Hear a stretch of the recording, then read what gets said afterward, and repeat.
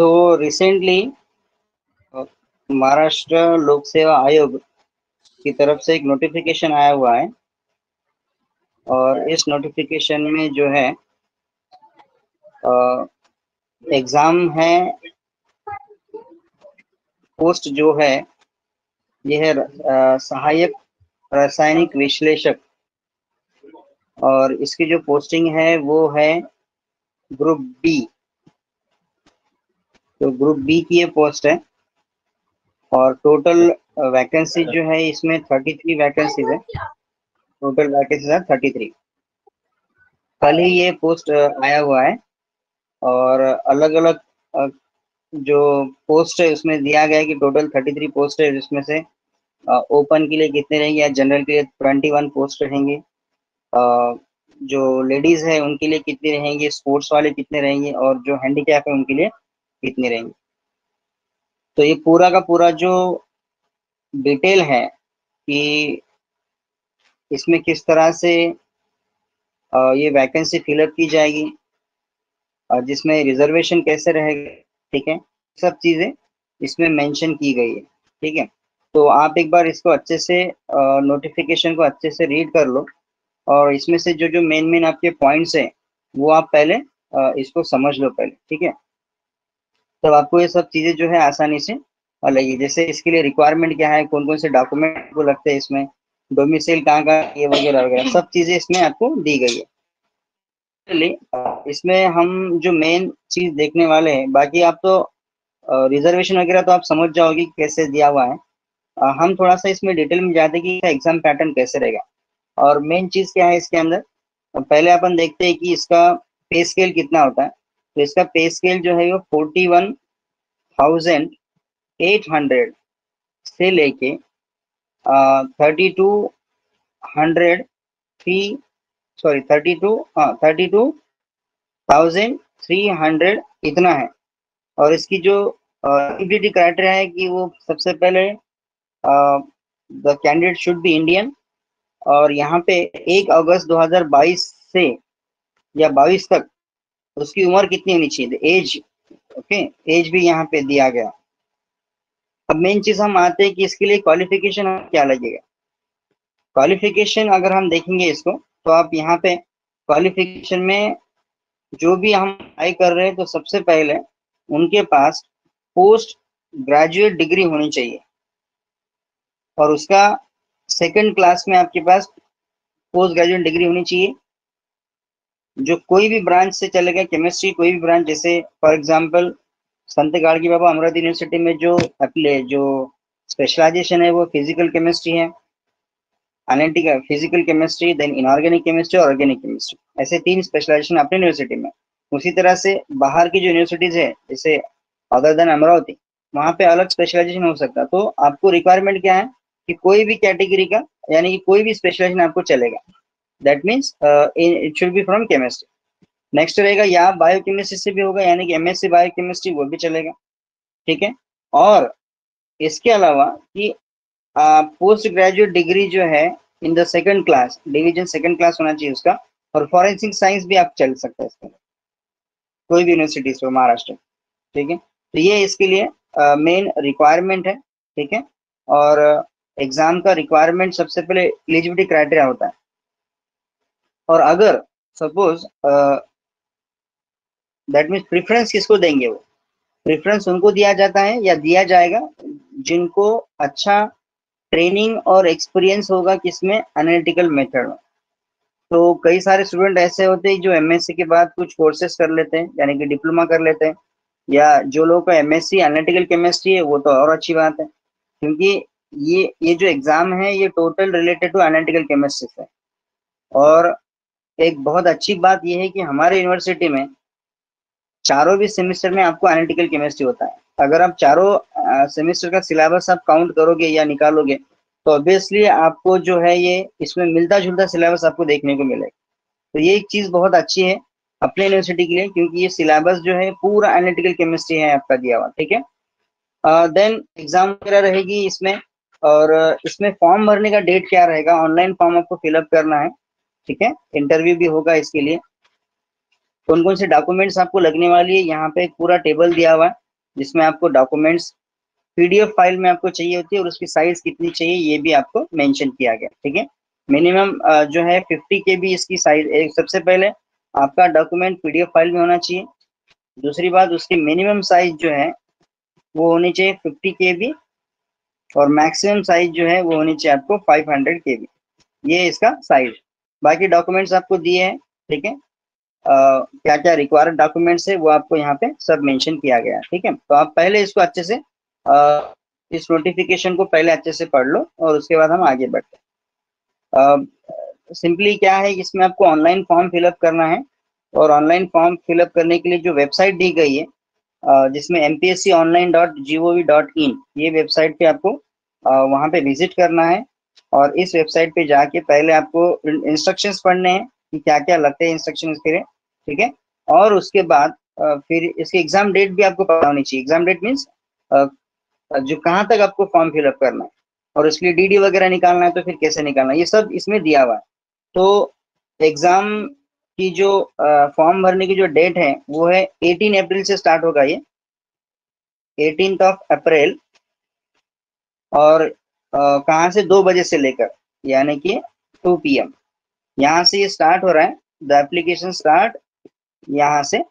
और ये कब तक चलेगा, ये चलेगा 9 मई तक। मतलब एंड कब होगा ये, 9 मई। ठीक है, 9 मई 2022। और इसका टाइम रहेगा 12 बजे तक, यानी कि 11:49। सो 11:59 ये इसका टाइम रहेगा। अब क्या है, सब लोग जो है, हमारी ये आदत पड़ी हुई है कि सब लोग हम एंड में फॉर्म भरते जनरली। तो आप कोशिश करिए कि हमारा फॉर्म सबसे पहले फिलअप हो जाए। इसके लिए आपको एग्जाम फीस कितनी लगेगी, 394 जो है वो एग्जाम फीस रहेगी जनरल कैटेगरी के लिए, 394 रुपीज जनरल कैटेगरी। और जो रिजर्वेशन वाले हैं उनके लिए आपको जो फी है वो 294 रुपीज फीस है। ठीक है, तो अब ये जो फीस है ये कैसे आप पे कर सकते हैं, ये पूरा नोटिफिकेशन में दिया गया है, तो एक बार आप उसको भी अच्छे से पढ़ लीजिएगा। ठीक है, ऑनलाइन पेमेंट आप कर सकते हैं वहां पे। चलिए, तो ये सब चीजें यहाँ पे दी गई है। अब ऑनलाइन पेमेंट पे करने की जो लास्ट डे है या लास्ट डेट है वो है, आप लास्ट डेट तक कर सकते हैं, इसका मतलब 9 मई तक कर सकते हैं। और जिन लोगों ने चालान यानी कि डीडी निकाला हुआ है तो वो लोग डीडी निकाल सकते हैं, उसकी तारीख जो है वो 11 मई है 2022। ठीक है, और 12 मई तक उसको आप सबमिट कर सकते हैं या उसका पे कर सकते हैं।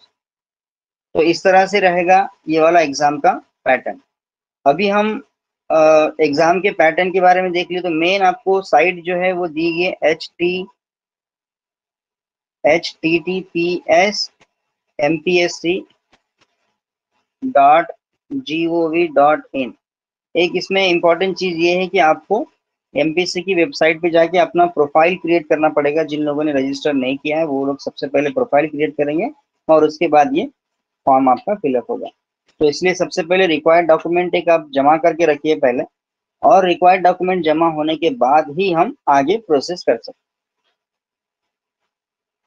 हैं। मेन चीज आपका इसमें जो रहेगा वो है तुम्हारा सिलेबस। ओके, तो टोटल जैसे कि मैंने आपको बताया, टोटल 200 मार्क का ये पेपर रहेगा। और 200 मार्क के पेपर में आपको किस तरह के क्वेश्चंस रहेंगे वो अपन पहले देखेंगे।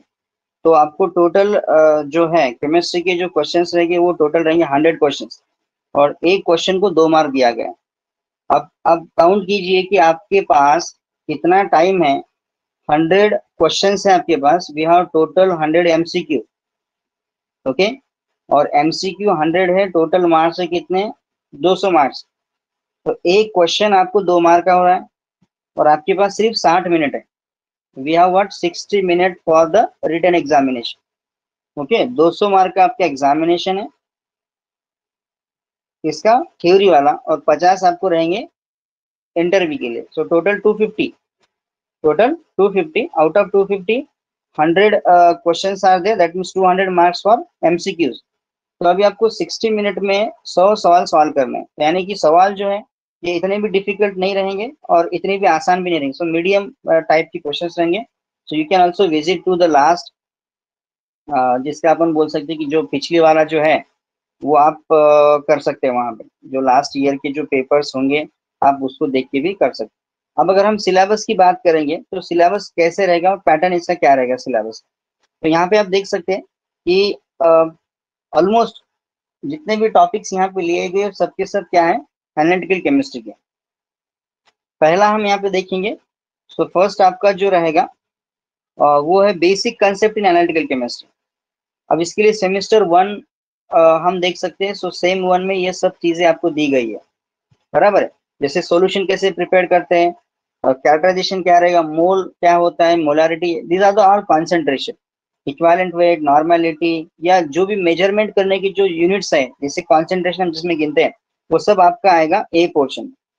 बी है आपका जिसको अपन स्टैटिस्टिकल अपन बोल सकते हैं उसको, जैसे precision, deviation, mean, okay, standard deviation, then error, types of error कितने होते हैं, t test is what, then criteria for rejection of observation. Again this is from first semester analytical chemistry.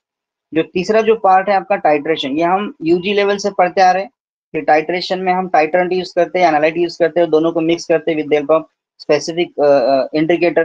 तो एसिड बेस्ड टाइट्रेशन है, redox titration है, precipitation, complexometric, then types of indicator, theory of indicator, metal ion indicator and non aqueous titration, ठीक है, जिसमें water use नहीं करते, ऐसे वाला टाइट्रेशन देखना है। और इसका जो डी पोर्शन है वो है ग्रेविमेट्रिक एनालिसिस, ओके। सो जहां पे हम मॉलिक्यूलर वेट या वेट से रिलेटेड बात करते हैं, कॉल्ड द ग्रेविमेट्रिक एनालिसिस। सो जिसमें प्रिपरेशन सैंपल कैसे बनाएंगे, कितने टाइप्स का प्रेसिपिटेशन होता है, ठीक है, role of organic precipitant in gravimetric analysis, और कुछ इंपॉर्टेंट जो है वो ऑर्गेनिक प्रेसिपिटेंट, ये भी आपको देखना। और लास्ट में रहेगा आपका सैंपलिंग, सैंपलिंग प्यूरिफिकेशन। तो ये जितना भी पोर्शन यहाँ पे लिया गया है, ये सब आपका सेमेस्टर 1 में आपको मिलेगा एनालिटिकल केमिस्ट्री, ठीक है। तो अगर आप एमएससी जिनका हो चुका है वो सेम 1 में वापस जाइए और वापस से इसको प्रोसीड कीजिए कि हमने अभी तक कैसे इसको पढ़ा था, वापस से इसके बुक्स वगैरह नोट्स वगैरह देख के आप इसको शुरुआत कर सकते हैं। नेक्स्ट जो है आपका सेकंड बहुत इंपॉर्टेंट पार्ट है आपके लिए यहाँ पे, और okay, let's analytical technique in inorganic chemistry. So that means what are the techniques which are used in inorganic chemistry. इसका मतलब इनऑर्गेनिक मतलब क्या होता है कि आपके पास एग्जांपल मान लेते हैं कॉम्प्लेक्स है, ट्रांजिशन मेटल आयन होगा आपके पास, ठीक है, ये सब आपको फाइंड विदाउट ऑर्गेनिक कंपाउंड, मतलब ऑर्गेनिक कंपाउंड आपके पास है नहीं। तो यहाँ पे हम कौन सी टेक्निक यूज करते हैं, जैसे सबसे पहला एलिमेंटल एनालिसिस के लिए आप यूज करते हैं एटॉमिक एब्जॉर्प्शन स्पेक्ट्रोस्कोपी, जैसे एग्जांपल फ्लेम, यूवी विजिबल है मॉलिक्यूलर स्पेक्ट्रोस्कोपी में, एटॉमिक एब्जॉर्प्शन स्पेक्ट्रोस्कोपी है, सेम इसका मतलब scanning electron microscopy is there, okay. Then we have electron dispersive X ray spectrophotometer, और है आपके पास एक इमिशन स्पेक्ट्रोस्कोपी। तो ये भी आपको जो है ये सेम टू में ऑलमोस्ट आपको मिलेगा from analytical chemistry. Now next to that electro analytical methods. अब ये सेमेस्टर 3 का भी पोर्शन हो सकता है। इलेक्ट्रो एनालिटिकल टेक्निक में सबसे पहले आएगा polarography, then amperometry, voltammetry, electrogravimetry, cyclic voltammetry and stripping voltammetry. तो ये सब जो है ये नीचे वाले ये टाइप्स ऑफ वोल्टामेट्रीज है, ठीक है। और इस पे आपको एक जनरल कोई भी टेक्निक ले लो एनालिटिकल केमिस्ट्री की, उसमें आपको मेन चीज क्या होती है, principle, must know the principle of the technique, okay. हम उस टेक्निक का पहले क्या पढ़ेंगे, प्रिंसिपल पहले पढ़ेंगे उसका, देन उसके बाद मेन चीज क्या, which instrument is going to use now, क्या इंस्ट्रूमेंट उसमें यूज करते हैं, और दूसरी बात इस टेक्निक से हमको क्या बेनिफिट मिलता है, किस टाइप के सैंपल हम एनालाइज करते हैं, ठीक है, और सैंपल किस स्टेट में एनालाइज करेंगे, उसके एप्लीकेशंस क्या क्या रहेंगे। तो ये सब चीजें जो है ना, और इसका ग्राफिकल रिप्रेजेंटेशन भी बहुत जरूरी होता है। तो ये हर एक टेक्निक के बारे में आपको पढ़ना होता है। ये रहा हमारा second part of the syllabus, that is analytical technique in inorganic chemistry. Similarly हम थोड़ा सा और आगे जाते हैं, that is what the third one. Third थोड़ा सा डिटेल है, दैट इज एडवांस, जिसको अपन बोल रहे हैं दैट एडवांस टेक्निक। और इसमें आप आते हैं टेक्निक्स इन ऑर्गेनिक केमिस्ट्री। जैसे हमने इनऑर्गेनिक पढ़ा, अभी हम ऑर्गेनिक की बात करेंगे।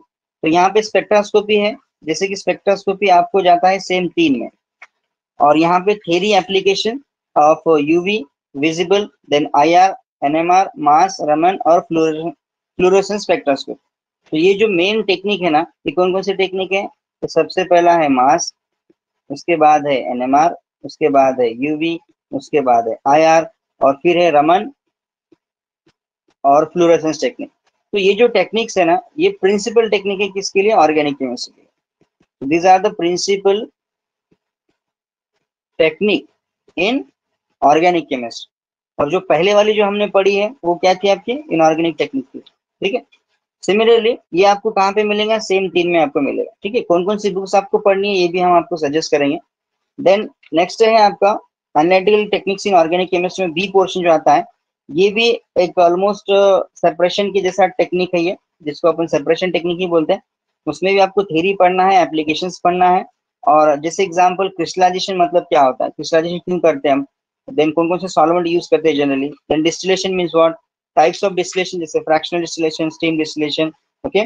देन क्रोमेटोग्राफी एक बहुत बड़ी ब्रांच है जो माइकल स्वेट ने इसको इन्वेंट किया था, जिसमें सबसे पहले टीएलसी, एचपीएलसी आता है, एचपीटीसी आता है, जीएलसी आता है। ओके, जैसे ग्रास क्रोमेटोग्राफी। जीसीएमएस आता है आपका, या जीसीएमएस मतलब gas chromatography and mass spectrometry.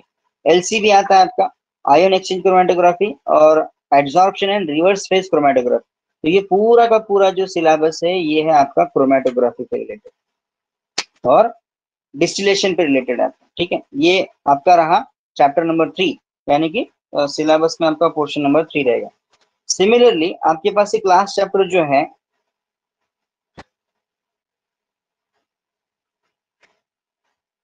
सो अब ये लो लास्ट चैप्टर है, इसमें अलग अलग पॉइंट्स आपको दिए, ये भी फिर से एप्लीकेशन टू ऑर्गेनिक केमिस्ट्री रहेगा आपका। सो जिसको अपन मिक्स लगाते हैं, यानी कि involvement of biology now, chemistry में involvement of biology, what is biochemistry now, यानी कि जहाँ पे हम केमिस्ट्री का इन्वॉल्वमेंट देखते हैं रिलेटेड टू बायोलॉजी नाउ। तो जो बायोलॉजिकल प्रोसेस होती है उसमें केमिस्ट्री कैसे रोल प्ले करती है वो हमको यहाँ पे पढ़ना है। जैसे example, methods of for estimation, protein estimation, nucleic acid जैसे डीएनए आरएनए, फिर और न्यूक्लिक एसिड में क्या क्या प्रेजेंट रहेगा, देन लिपिड एंड कार्बोहाइड्रेट, इनका एस्टिमेशन। बायोलॉजिकल बफर्स क्या होते हैं वो हमको पढ़ना है। Then DNA fingerprinting, then RF LP, okay, that is restriction fragment length polymorphism. PCR technique भी होता है जैसे polymerase chain reaction. Then RTPCR, जैसे हमने कोविड में पढ़ा है, आरटीपीसीआर टेस्ट की जाती है। और आरआईए होता है रेडियो इम्यूनो असे। ठीक है, ये हो गया आपका सी पोर्शन। डी में आपको है सेपरेशन ऑफ बायोमोलिक्यूल्स, जैसे एग्जांपल इसमें भी आपको दिया जाएगा molecular exclusion chromatography, gel filtration example, then two dimension electrophoresis, okay, high voltage electrophoresis and related example. Okay,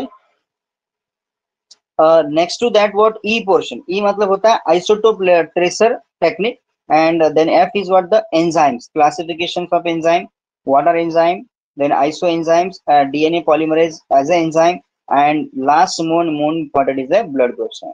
तो आप ये जो पोर्शन है ये है जिन लोगों का बायोकेमिस्ट्री रहा हुआ होगा, या जिन लोगों का माइक्रोबायोलॉजी रहा होगा, या जिन लोगों का यूजी में बायोकेमिस्ट्री रहा होगा, उनके लिए बहुत ही आसान टॉपिक रहेगा ये। और जिन लोगों ने ये पढ़ा नहीं है, जैसे एग्जांपल मानो कि जिनका प्लेन बीएससी था और ये एमएससी में भी ये टॉपिक नहीं पढ़े, तो आप लेनिंजर की बुक जो है वो आप यूज कर सकते हैं इसके लिए।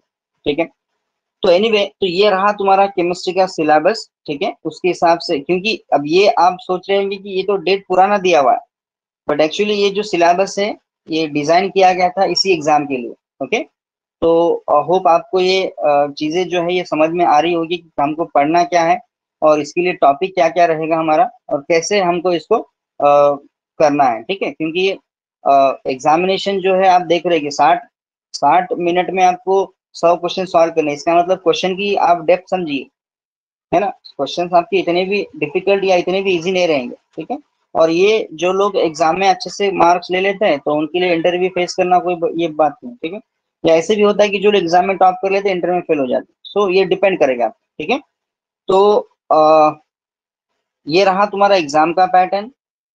ओके, और आप ये पोस्ट के लिए आप अप्लाई करने वाले हैं, एग्जाम्पल सहायक रासायनिक विश्लेषक। ठीक है, ये सिलेबस पहले से डिजाइन हुआ है, इसीलिए मैंने ये आपको सिलेबस आपके सामने रखा हुआ है। केमिस्ट्री में जो है आप, एक बुक है जिसका नाम बताया था मैंने आपको, बीके शर्मा। ठीक है, instrumental methods of instrumental analysis by BK Sharma. ठीक है, ये भी एक अच्छी बुक है जिसमें ऑलमोस्ट आपको सब पोर्शन मिलेगा। और अभी हमने कई स्पेक्ट्रोस्कोपी की बात की जहाँ पे ऑर्गेनिक स्पेक्ट्रोस्कोपी और as well as inorganic spectroscopy भी आई है। तो उसके लिए आपके पास जो है वो एच कोर की बुक होना बहुत जरूरी है, ये वाले। तीसरा थोड़ा सा जैसे प्रेसिजन एक्यूरेसी ये सब चीजें जहाँ पे आती है ना, तो वहां पे आपको क्या करना होता है कि यहाँ पे आपको कोई एक स्पेसिफिक बुक चाहिए होती है जिसमें ये सब चीजें आपको मिले, ठीक है। और उसके लिए हम क्या करेंगे, उसके लिए आपको पढ़ना पड़ेगा गैरी क्रिश्चियन।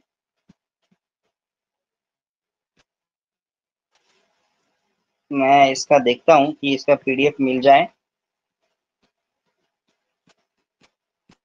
तो ये बुक रहेगा, ये भी एक एनालिटिकल केमिस्ट्री की बुक है जिसमें ऑलमोस्ट अच्छा सा सिलेबस आपका कवर हो सकता है इसके अंदर। This is also what the nice book. Okay, next जो सिलेबस हमने देखा है that is related to what, the biochemistry now.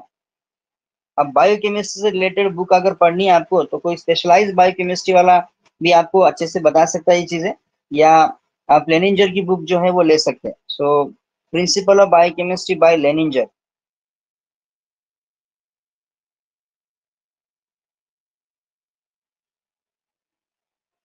एक किताब है, जैसे आपने उसका जिनका बायोकेमिस्ट्री है उन लोगों ने इसको उन लोगों ने शायद ये बुक देखी होगी, ठीक है। जनरली ये बुक यूज करते हैं। और एक बार देखता हूँ इसका कि लेनिंजर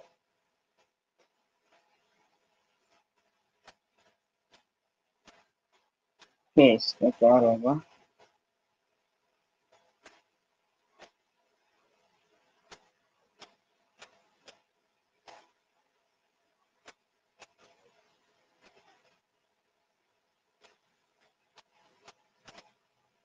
ओके, सो ये है principles of biochemistry by Lehninger. So L,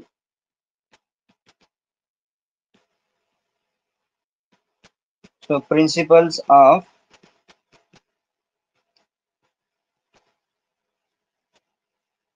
biochemistry, ये भी एक बहुत ही उम्दा जिसको अपन बोलेंगे बुक है, जिसमें कई सारी चीजें जो है जो सिलेबस में दी गई है ना वो ऑलमोस्ट कवर हो जाएगी आप। क्योंकि वहां पे आपको ये कोई केमिस्ट्री की किताब में आपको कुछ नहीं मिलेगा। जैसे method for estimation, protein estimation है ना, जैसे आरटीपीसीआर टेक्निक है, डीएनए फिंगरप्रिंटिंग है, सेपरेशन ऑफ बायोमोलिक्यूल्स है, ये आपको कहीं नहीं मिलेगा। तो ये आपको चौथा जो पॉइंट है आपको लेनिजर से या बायोकेमिस्ट्री से रिलेटेड बुक से ही पढ़ना पड़ेगा। भले आप पहले 3 चैप्टर जो है ये आपके उसमें पढ़ सकते। अब आप बोलोगे यहाँ पे कि कहीं ऑर्गेनिक केमिस्ट्री आपको देखने को मिलेगी नहीं। मतलब ये जो एग्जाम है ये सब एग्जाम रिलेटेड किससे है आपका, जो एनालिटिकल केमिस्ट्री में एकदम एक्सपर्ट है तो उसके लिए रहेगा। इसीलिए आपको जहां से अच्छी बुक मिलती है पर्टिकुलरली एनालिटिकल केमिस्ट्री की, तो आप उसको उठाइए वहां से, ओके सर। ये वाली।